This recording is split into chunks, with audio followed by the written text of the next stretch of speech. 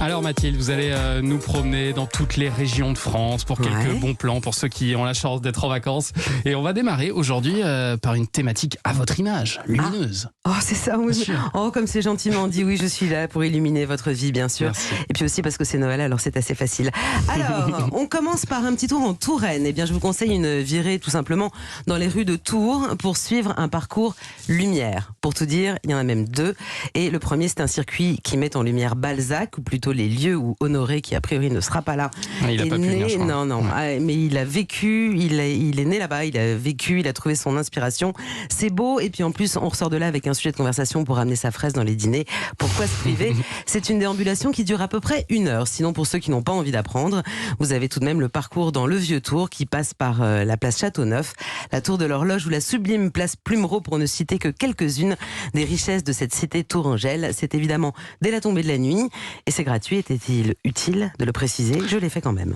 Et alors, du côté de Blagnac, il se passe quelque chose de foufou, paraît-il. De foufou. J'aime beaucoup cette relance. Mais oui, c'est ça. C'est du lourd, vraiment, parce que si vous êtes dans la région de Toulouse, faites absolument un détour par le parc du Ritouret de Blagnac, qui tous les soirs de 18h à 23h vous emmène littéralement ailleurs. Alors, on n'est pas du tout dans un délire Père Noël sur son traîneau, et j'ai envie de dire que ça fait du bien de faire une petite pause sans Maria Carré dans les oreilles 2 minutes. C'est le festival des lanternes, 2500 lanternes qui nous viennent directement de Chine, et des sculptures monumentales en soie peintes à la main par des artisans locaux de Chine, donc des couleurs merveilleuses, des mises en scène époustouflantes. Il y a même une tour de 15 mètres de haut, des dragons, des pandas, des nénuphars sur quasiment 10 hectares, et sur le lac du parc. C'est franchement c'est génial. Magique, c'est magnifique. Et en plus, tous les soirs, il y a des performances des artistes de l'opéra de Sichuan, qui ont la particularité, vous le savez bien sûr, de pouvoir changer 30 fois de visage à chaque représentation.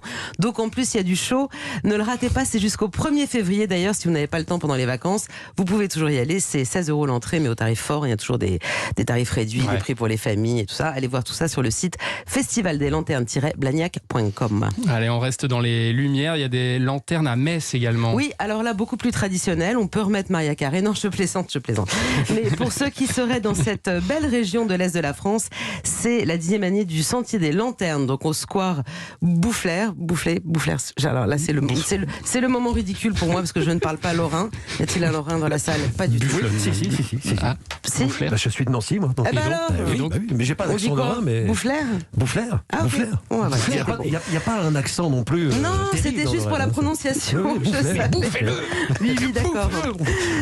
Une déambulation magique aux accents de Noël pour les petits et les grands, du Père Noël, du lutin du Saint-Nicolas forcément, mais aussi des souffleurs de verre de Meisenthal et des collectionneurs de Manel. Un programme féerique et gratuit qui se tient jusqu'au 30 décembre, dès 17h jusqu'à 20h, du dimanche au jeudi, 21h les vendredis et samedis, 16h-18h demain pour la veillée de Noël, et ça sera fermé le 25 parce que comme ça, les gens ont un peu le droit de se reposer aussi. Oui, et puis alors on va terminer ces bons plans lumineux par une soirée en Ile-de-France, quasiment à Paris. C'est au domaine de Saint-Cloud que ça se passe. Tout à fait, Thomas, pour Lumière en Seine, Seine S-E-I-N-E, puisque le domaine surplombe le fleuve. Alors là aussi, vous allez vraiment passer une soirée magique, puisqu'il s'agit d'une balade immersive et musicale dans ce sublime poumon vert de l'ouest parisien. Vous suivez un chemin qui fait 2 km au milieu des jardins, des statues, des cascades qui brillent de 1000 feux, des installations lumineuses absolument magiques. Je dis beaucoup magique, c'est le concept avec les lumières et Noël. Dans la forêt givrée avec une lumière bleutée et un brouillard, je bafouille aussi, des boules à facettes au son de Staying Alive où vous croyez en boîte de nuit au milieu de la forêt, ou encore des rideaux célestes qui tombent du ciel et dans lesquels vous vous perdez presque. Et quand vous y allez avec vos ados, je peux vous dire que vous retrouvez 20 minutes coincés là-dedans à faire moult photos instagrammables, si vous voyez ce que je veux dire. Bien sûr. Va y avoir du like. J'ai envie d'en parler avec quelqu'un d'autre. Nous avons au bout du fil Mathilde Delville, la directrice de la communication. Bonjour Mathilde. Bonjour Mathilde. Bonjour, enchantée. Bienvenue dans ce club de l'hiver. Merci, je vois qu'il y a beaucoup de Mathilde ce matin. Ouais, c'est le principe. On parle que avec Mathilde, des Mathildes. Ouais. C'est une première de Lumière en Seine ou pas? Cette balade est née comment? Enfin, c'est une première. Oui, exactement, c'est une première. On a eu cette idée notamment en discussion avec le domaine de Saint-Cloud, qui avait envie de faire revivre ce beau parc, l'un des plus beaux jardins d'Europe, pour la fin de l'année, parce que généralement le parc est fermé à cette période de l'année. Et l'idée, c'était vraiment de plonger les gens dans un univers complètement féerique pour fêter ces beaux moments de Noël et de fin d'année. D'accord, et ça marche très très bien. Et d'ailleurs, vous parlez du domaine de Saint-Cloud. Il y avait historiquement un château à Saint-Cloud qui n'existe plus, mais là on pourra le revoir.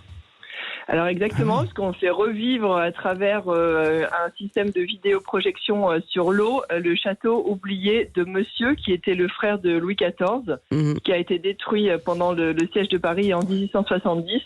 Et on peut vraiment se replonger sur l'atmosphère de cette époque. C'est absolument magnifique d'ailleurs, ces espèces de lumière comme ça qui changent sur l'eau. Je parlais tout à l'heure des photos dans les rideaux célestes. Vous avez installé aussi plein de petits spots un peu partout, j'ai trouvé, pour prendre des photos. C'est une manière de faire parler de vous sur les réseaux sociaux.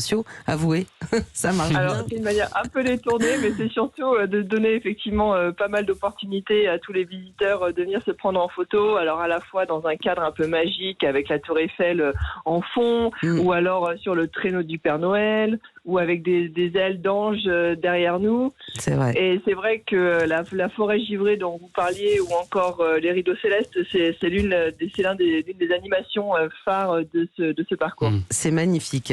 Rendez-vous donc au domaine de Saint-Cloud. Merci beaucoup, Mathilde, d'avoir été avec nous ce matin. Merci Mathilde également pour toutes ces idées lumineuses. Vous êtes notre phare dans la nuit.